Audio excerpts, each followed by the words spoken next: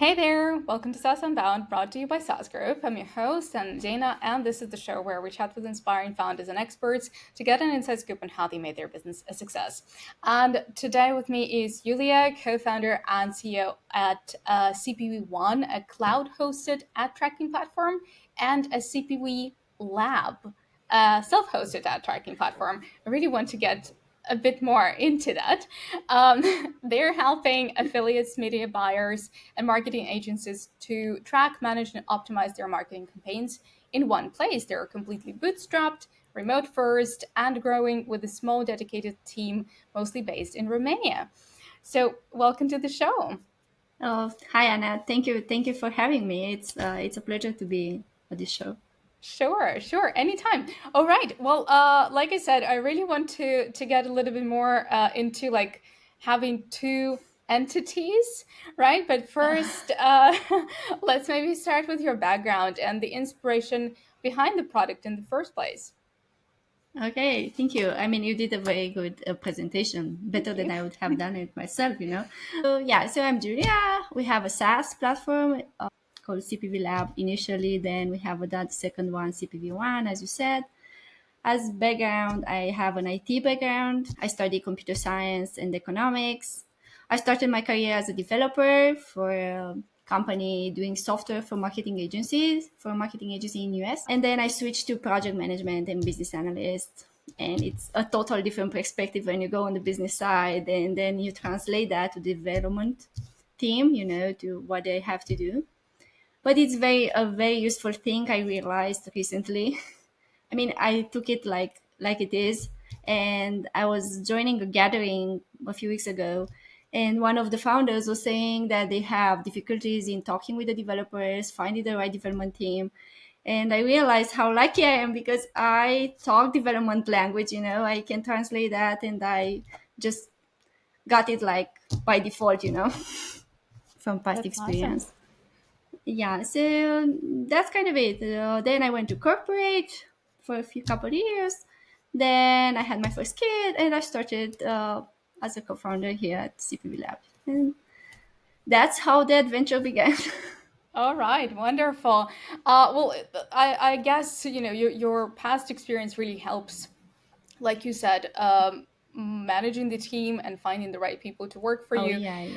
But also, how did you start with affiliate marketing in the first place? Because you started, I think, if I'm not mistaken, 2018. So affiliate Yes, marketing has been around for quite some time longer than back that. then Yeah. already. Yeah, so it has been already kind of a crowded space. So what made you think that, this is something that I want to do? It's not something that I thought about, so it just happened. Actually, my partner, the other co-founder, which happens also to be my husband. He started a couple of years back working on some affiliate marketing campaigns with somebody from US, a partner from there, a very good marketer. And from their need, they realized they need a tool to manage all these campaigns because they had all kinds of spreadsheets. And my husband is also a geek, he's very good developer. So he just said, okay, I'll build something fast. He built something, and they realized after that some others need the same thing. They have the same problem. And they put together a website, and it was like a side project. They start having people using it. That was before. And then in 2018, my partner was left alone with the project. I was after my maternity leave. I said, I don't want to go to corporate. What should I do? I was like, I didn't know what I want to do. And then we said, okay, let's start building this product. I mean, focusing on it full time, going there and growing it.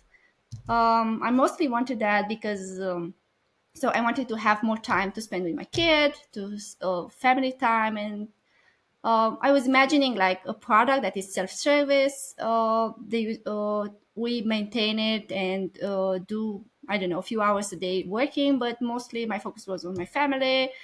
And said, okay, I want to do that. Let's do it, but full time. I no side project. I mean, just focus on it. Yeah. And that's how basically we started. I started learning about affiliate marketing, and soon I realized that I enjoy so much that I want to spend so much time learning and doing. Is not that easy, just build it, launch it, and yeah, people will come, um, but I enjoy so much doing that. I don't know, research, doing customer support, talking with them, doing new features, and yeah, that it's still I still feel fulfilled, when I work on it. And now it's not only like a side thing that I want to do because I want to grow my family. It's just part of the family, I would say, because I want to grow the business as well. And yeah, that's how it started. I All learned right. on the way in the last couple of years about affiliate marketing because I didn't have that knowledge. I knew some things because my partner has experience there for like 10, I don't know how many years. But I learned on the way. And I also learned on the way how to, I don't know, do customer support. I don't know how to do sales, everything that a founder needs to do. Being first time founders, we did like quite a few mistakes. Um, or Sure. better yet, not call them mistakes, like learnings. We had to learn a lot. We learned a lot during the way. Yeah. And yeah, now with the second product, when we launched CPV1 this year, everything went much easier. The experience has a way to say that you did a good job. I mean, you learned a lot. Yeah, yeah, that's true. Well, first of all, when you said I wanted to do it and maybe like do a few hours a day, and then take care of my family, the question that popped up in my head was like, um, looking back, how wrong were you? Like, how many hours a day is it actually? Because like Oh, everyone says, "Oh my God, I'm just going to to launch a product, and it's going to be easy breezy, and it's going to be making money in my sleep." And now instead yeah, of that's like eight, naive. right, 8 hour day, I work 24/7. So Something yeah, like that. I mean, I know people say that you need to, there are like many people saying that you need to separate like work time, family time. I never did that since starting. So it's like a work, home mhm, life. I work from home. And it's okay with me. I mean, it resonates with me with how it is. And how many hours it's, yeah, how many you can spare. I mean, right, 8, 10 more when the kids were little and spending time with them, I really wanted to get involved. That's why I started, because I wanted to spend time and not miss any step on their growth. And I spent time with them, and then after they went to sleep, I went to my to the computer working, and I was tired, but I didn't feel it because I liked what I was doing. And so the hours was passing, and I said, "Oh, I have to also to sleep today. Okay, let's take some sleep as well." But yeah, there are many hours. I mean, it's not like that easy to do. yeah, And if you like absolutely, it, you'll see that you see opportunities, you see things that you want to do, and you just want to do them. You just don't want to pass, to miss the that's true. opportunities. Yeah, right. I mean, if you're a founder, you have to be passionate. You have to be a little bit, crazy about your product and, sleepless nights. Yeah, Exactly. maybe it's not easy or, maybe even not healthy sometimes, but that's kind of another, I don't want to say baby, but just something that you're so caring about I see that, it as a baby. Yeah, so I agree. I mean, for me, it's like the third, fourth baby after my husband. So, yeah. okay. That's wonderful. That's a great remark. All right. So, what is what is CPV? CPV Lab and CPV One, and why did you start it as a self-hosted service? Yeah, so as I said, when my partner started the project, so there was a big concern on privacy, on affiliate marketing not getting their winning campaign like leaked, stolen, And so they started as a self-hosted, so they can keep their campaigns private. Every data, all the data, it's on your on your hosting, on your server. We don't have access to it. And later on, there's like spy tools that you can see other people campaigns in that. And so the privacy concern is not that big now because of that. And also people tend to do like, to be easy for them to not maintain the server because you need to have some technical skills there to install. We do help them to install, but some want to know when they do mistakes and stuff.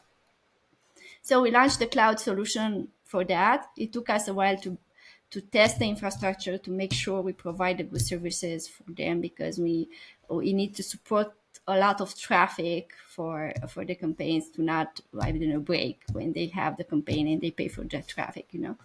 So we did quite intensive testing while preparing for it. Also, we launched it like December last year, and we had like 5 months of testing with beta tester to test and see everything is going well.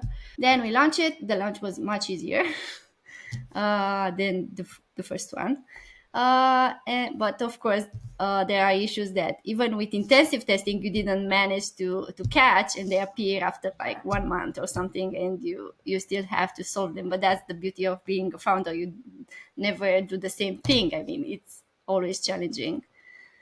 Yeah. But we managed to solve that, and yeah, now we have both products. Why And both? Why two? I would yeah, yeah. say How are the people are customers asked. divided now? Like, do you have like 50 Um, 50, or is it just like legacy uh, customers? we still have legacy customers that prefer and are using CPV Lab. We still have CPV Lab on the market because people prefer that. If they run a lot of traffic, they prefer to have their own hosting, their own server, do not be charged extra, you know, for a Mm-hmm. very big number of traffic. Uh, but I wouldn't say 50-50, but yeah, 30 or 40, 60 or something, Mm-hmm. 30, 70, yeah, in Okay. that area. But yeah, they prefer more the cloud solution. That's for sure because it's easier to use it. Just click, and start using it. Then the other one when you have to download, install it, and stuff. But yeah, that's how it is. All right. Okay. So, usually, when we talk about like the early days, what I often hear is like, okay, so we built it, we tested it, and we released it, and then fast forward like 3 years, 4 years, 12 years, we're here. But the first steps are kind of important, right? And they're sometimes the most challenging because how do you go there? How do you find your first customer, right? The idea is great, right? But until the money hits your pocket, it's just an idea. So at what point did the money hit the pocket? How did you find those first customers, and how long did it take to become ramen profitable? Okay. So as you said, so CPV Lab it's an ad tracking platform initially designed for affiliate marketers, media buyers, and also for marketing agencies or that run campaigns or entrepreneurs that run more ads. You know, because what it does, it's like a tool where you can see all your campaigns, all your metrics, how much money you it costs, how much money you make, and you can optimize them based on those metrics, like analytics, but better, you know. And then when first it was launched, it was on some users on forums that they wanted to use it, affiliate marketing forums. That's like our micro niche. They started using it. So I was not there when the initial adopters were, but in 2018 we like started adding features to it and promoting it. And of course, we started there with communities, dedicated communities that wanted to adopt. And like the strategy was to have a one-time payment. That was one our launch strategy. Just pay once and use it for as long as you wish. No other tracker was doing that. We were the only one doing that. And people were interested because they didn't want to pay like recurrent. That's how we got like to know inside what they need. They got our first adopters, and it helped us get the revenue initially to support ourselves and develop further the product. Of course, it's tricky because when you have this business model, the revenue is like this. You know, I mean, you Yeah. always need to get new customers. It's not sustainable, and we had to change to a subscription based model at some point. We changed that, but we kind of grandfather the old users, you know. I'm still not sure if that was a bright move or not, but I didn't feel that. I mean, um, I was. We promised them that we don't charge them further Right. on. That was one payment. I didn't. It didn't seem fair, to go. Oh, now we changed the business model. You have to pay or something. No. Hmm. Then we moved to a subscription based. That's a more sustainable model for sure. It shows like you have a base to put on when you decide what to do next month. So that's how we launched it. And yeah, affiliate marketing, it's challenging, and it's continuously changing. So That's it's a true. micro niche that it's interesting to learn about it. Right. It's great that I think it's a great thing that you grandfathered some of your um, older customers. But also, I think that's kind of the topic that we also discuss here quite a bit, because pricing is, yeah, it's a very sensitive topic. Like, how do you do that?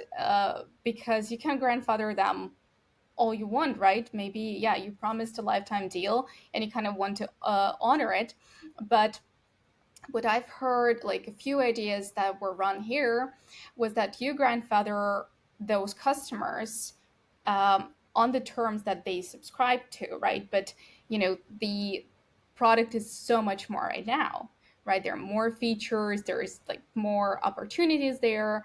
So if they want that, then that's where you kind of upsell them. But obviously, again, pricing is a very sensitive thing. A lot of founders just don't touch it. Like, there were stories here on the podcast where they said, we've been around for 6 years, we've never touched our pricing, it's been the same for 6 years, and now we only like start thinking about it, which is also, they're profitable, they're successful. So very different things work for different businesses, and but yeah, it's True. really interesting to see how you're working. But yeah, at what point did you start to scale and realize that we can hire somebody, we're profitable, this is working? Uh, I think after the first year, we started to like thinking about getting other people on board. It was, I mean, at the beginning we were the two of us, then we were three of us for a long time. Profitable, I would say, like sustainable. We sustained the business, growing like little by little. After the first year, we started getting another developer. Then came the pandemic. There was another period of challenges being not only on the business side, because the business didn't suffer that much. It was challenging on our side as a family because we also had the kids at home, and spending time on the business, it was challenging. But after the year three, I think the third year, we got also somebody, another developer, because we wanted to add new features, and then somebody will support. And yeah, that's Okay. how, I mean, step by step, I would say. Slower Right. than when you get an investment, I would say, but yeah, that's how. That's for sure. And how big is the team right now? We are eight. 8. Okay. Yay. All Yay, all in Romania, or you're spread out? No, no, no, no, no. We are three in Romania, and all the rest are spread out. We have like in Serbia, Poland, US, Macedonia, I think, and Ukraine. We have somebody from Ukraine as well. Okay, all right. So you're almost fully remote. Oh, fully remote team. So Yeah. how did you start working with that? Because, well, you had your corporate job. This is, I assume, like the first place where you had to learn like how to not just work remotely yourself, but also gather a team of people that work remotely. So how did the whole like team assembling and culture go for you? Uh, it was not that hard. I mean, I prefer working from home. I'm like Mhm. very private introvert, I would say. And my partner is like a super introvert. So Okay. he likes working in his cave. And so it was natural for us to work remote. Finding the people was challenging at some part, because it's easy nowadays to find people to work with you. online, but it's also difficult to test them. Technical people, it's easy because we just give them a test. We see how it goes. We have inside team. I mean, my partner and I, we both have IT background. We can check the work and see if it's like in standards and stuff like that. That's Hmm. easy. For support, that was tricky to Okay, find yeah. because Tell me. the tool is like very complex.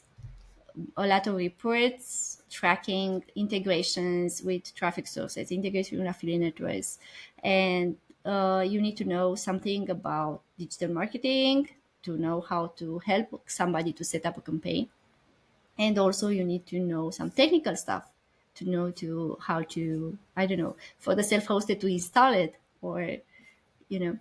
And it was tricky to find somebody because it's like a unicorn that you need to Yeah. also have, I don't know, answer on chat support to do like selling or pre-selling questions. We managed to find somebody from our user base, so one of our users to help us on that area, also one of our users to help us with like voice recording and video recording, and it was much easier like that. I mean, they know the product Hmm. themselves, they are using it, and you don't have to spend so much time in training. uh, so yeah, that was very useful. It was like a recommendation from one user to the other, and yeah, it's amazing how things turn out. Actually, I'm very pleased with how the team went by, because you we didn't spend that much time in training. They know already Hmm. how affiliate marketing is working, how to set up campaigns. We just had to show them the tool around a little bit Yeah. and stay there step by step when they did something. But it was not uh, like you start new with somebody that has no experience in affiliate marketing, that doesn't know, I don't know, what's the postback URL or something. I mean, it's something very time consuming to start from zero. Right. But like this, it's very nice. And also the team being remote, most of the time we manage everything on Slack, Hmm. emails. We do some meetings, but not that often. So I would say it's like the perfect environment for us. I prefer writing messages than meetings because that's how you just check again and make sure that you understood correctly or that you answer all the questions. Uh, and yeah, it's working quite okay That's so great. far. I think it's a great hack to try and find somebody for customer support from your user base, because, like you say, they know the product, could advocate for it because they've used it already, and if they want to work for you, it means that they're quite content with what it does. So yeah, that's a really good one. Okay, so let's go back to your growth, right? Because you started with the forums, so it was more of a, like a personal touch community. How did it grow from there? Like, how did your customer acquisition channels and growth strategy has changed? Okay, so as I said, we are bootstrapped, as you said it. Yeah. So we need to be scrappy with our resources. We need to think where we manage them, what we are doing with them. And so forums are still a good channel, or Mm-hmm. like communities, not only forum communities, because there we provide support.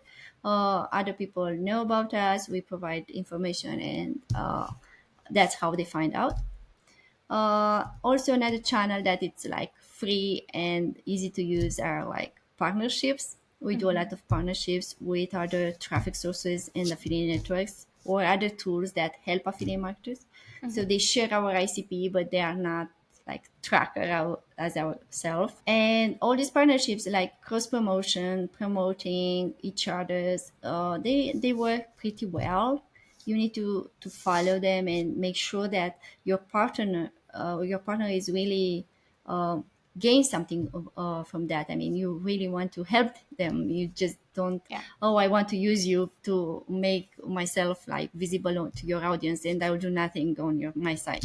I mean, you really want to help them, and it's working like that because you just promote each other. We help each other. We are in the same industry, and yeah, it's useful like that.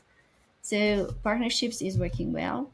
Of course, we also have affiliates because we are in the affiliate marketing industry. Our users are affiliates, and all of them get a referral link. So if they promote us, they get rewarded. So these are like free channels that we still explore. Of course, there are ads or emails, newsletters, or things like that that we do. But I would say that being bootstrap at the beginning, you always start with what is like more affordable, what you can do without spending that much money because ads are expensive. Yeah. We all know that. They can get really, really expensive, but they are a good channel once you have like a budget for that. Yeah, yeah, that's true. That's true.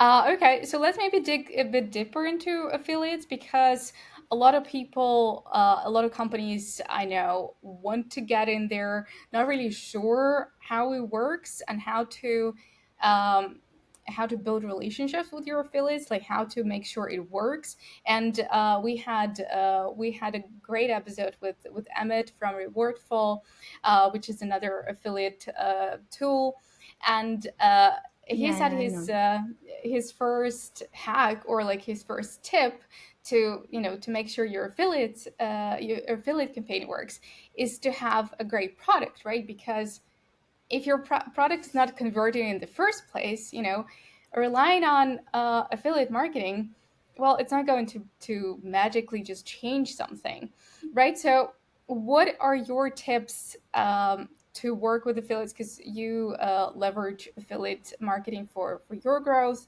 So, yeah, what would be your recommendation?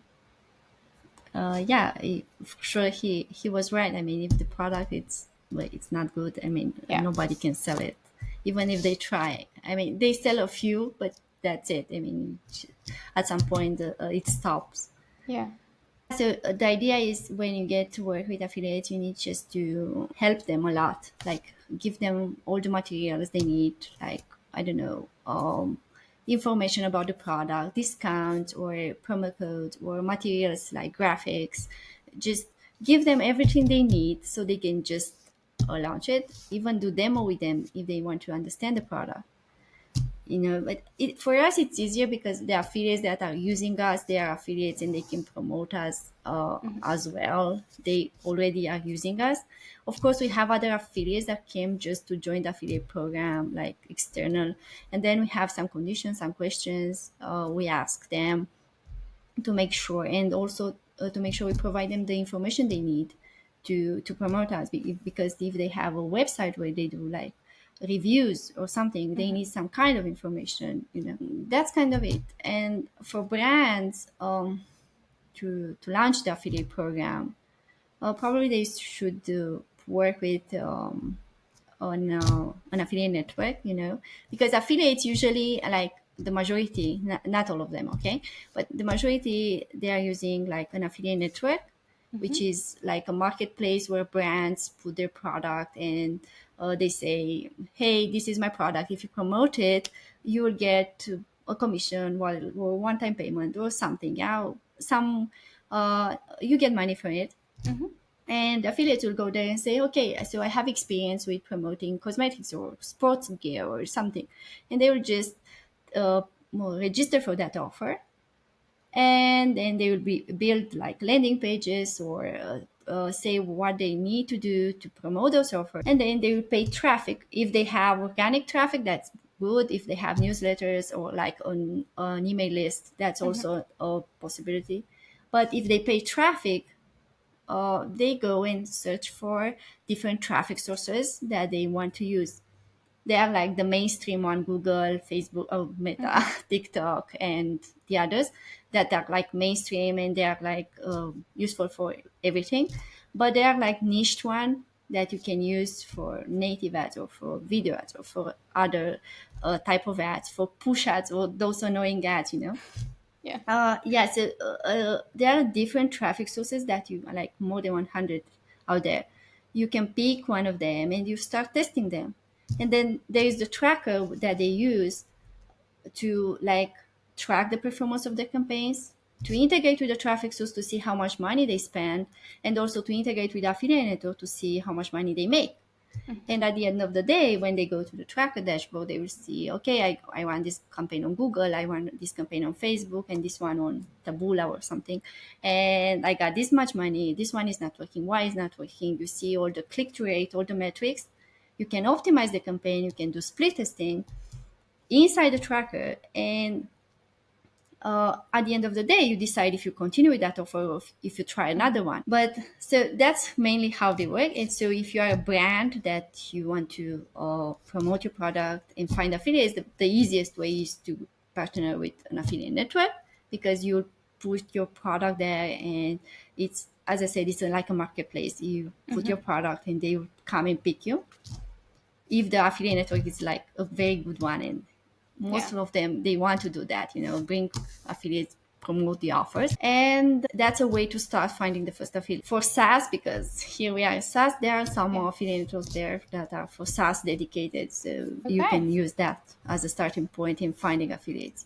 And then once you find them, as I said, just, I don't know the word, not grandfather, but no, just um, give them what they need, because Okay. some of Handhold them are them lazy. through.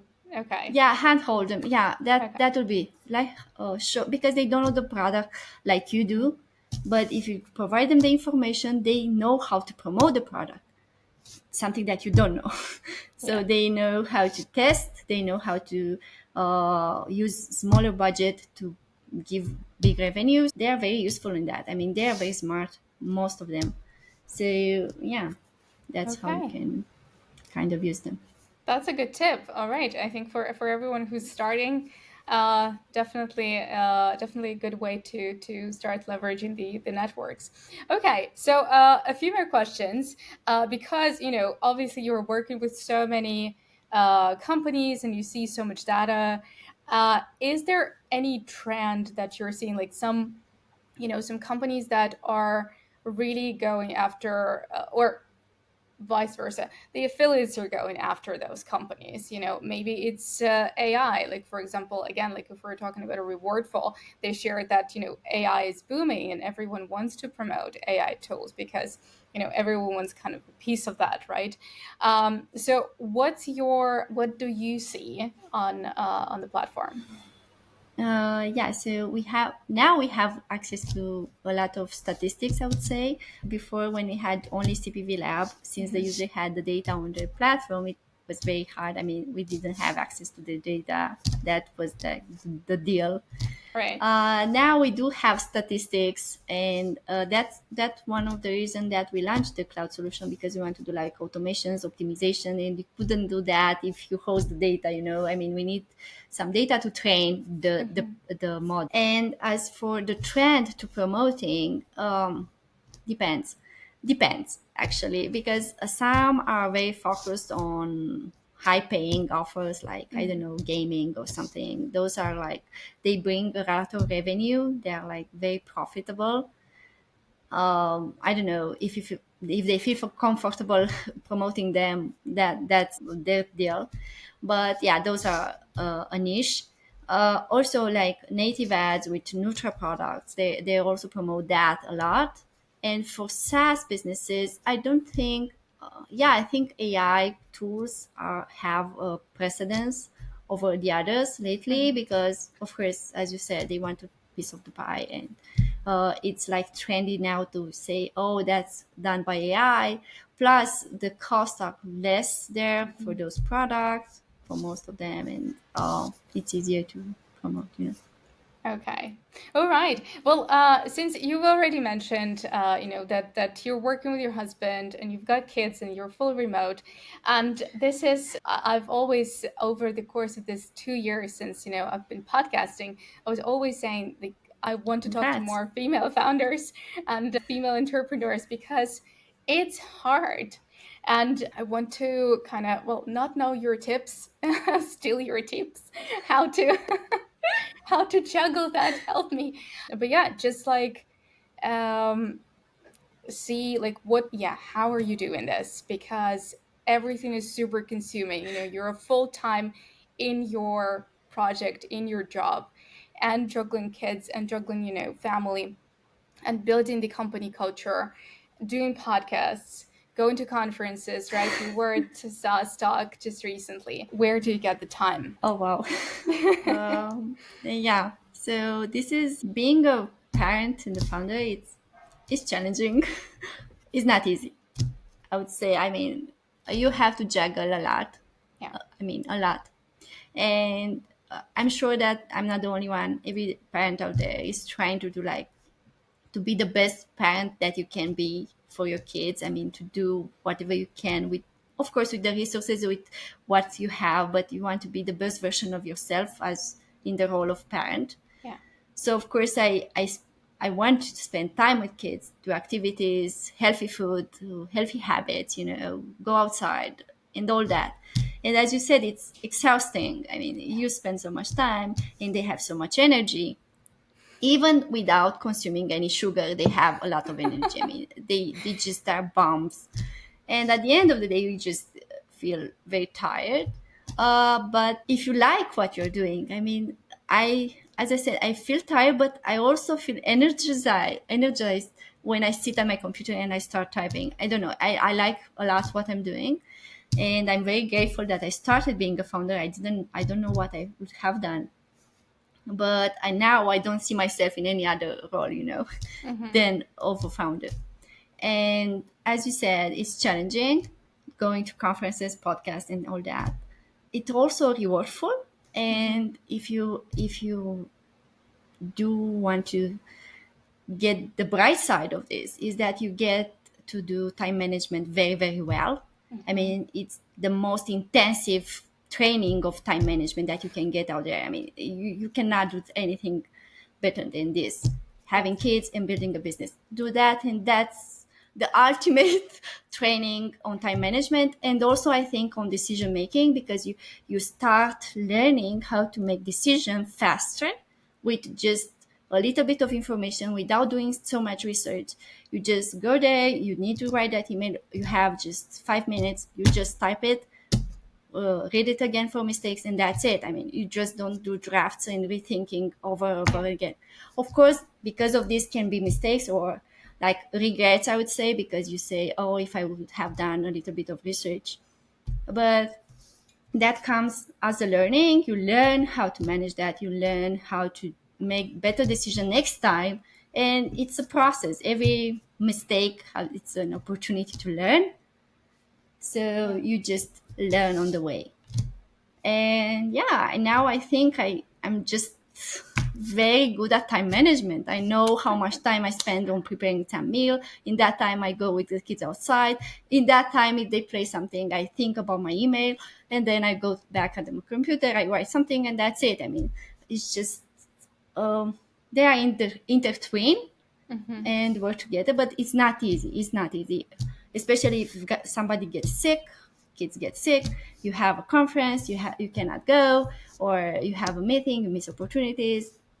It's challenging, but yeah, I wouldn't change it. I mean, for me, Okay. it's Well, I like that I spend time with them. and that's the best. You wouldn't change it. That's that's the ultimate kind of goal, I guess, when you're doing this all together. So that's perfect. Thank you. So just two more questions, the usual ones. What has been so far the biggest win and the biggest failure? Not a Okay. failure, right? A learning. Okay, yes. So the biggest win, I think I just said, is that I get to own my time, to do what I like, with whom I like, and mostly whenever I like. I get to spend time with my kids. I get to build a business to do what I like. That's what I wanted, and I'm very grateful. And it's more than I expected because I really, really enjoy it. And yeah, I That's think this perfect. is the biggest win for me, just owning my time and just doing what I like.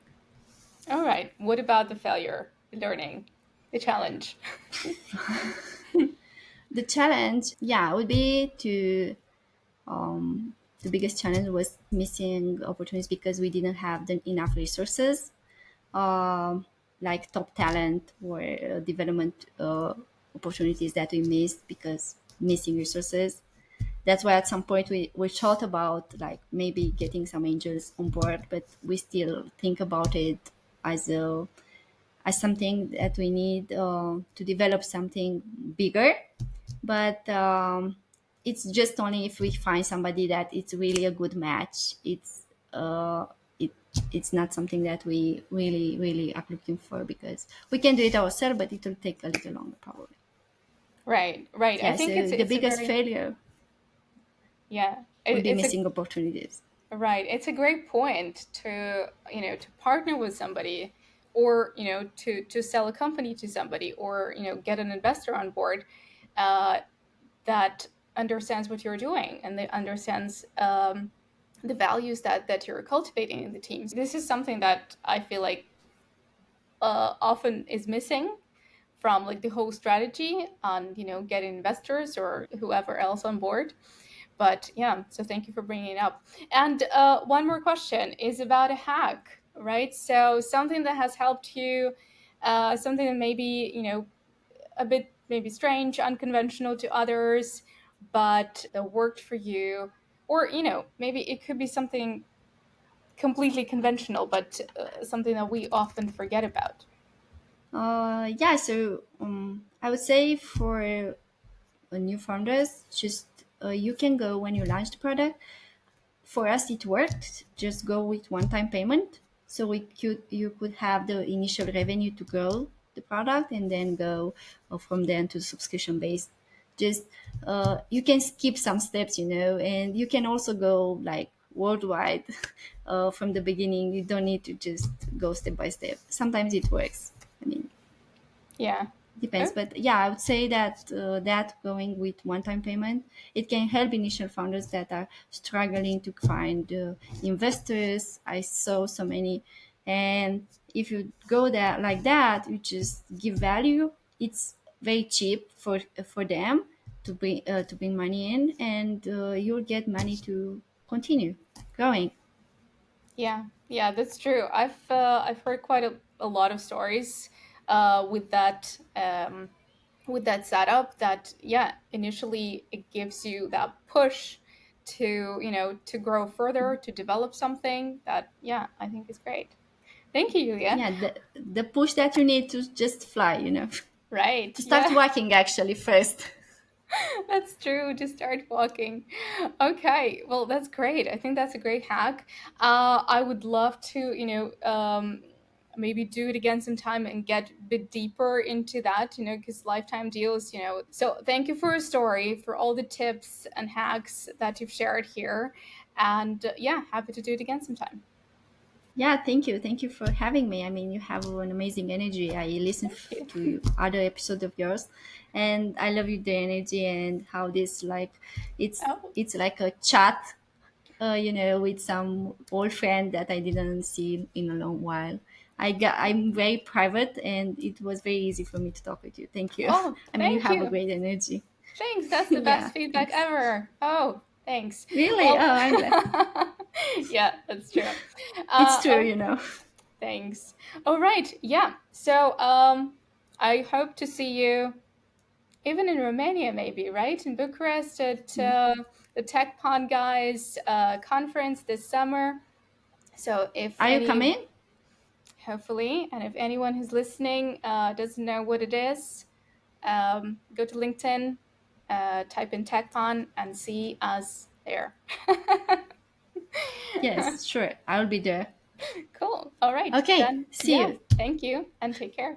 Have a nice day. Bye.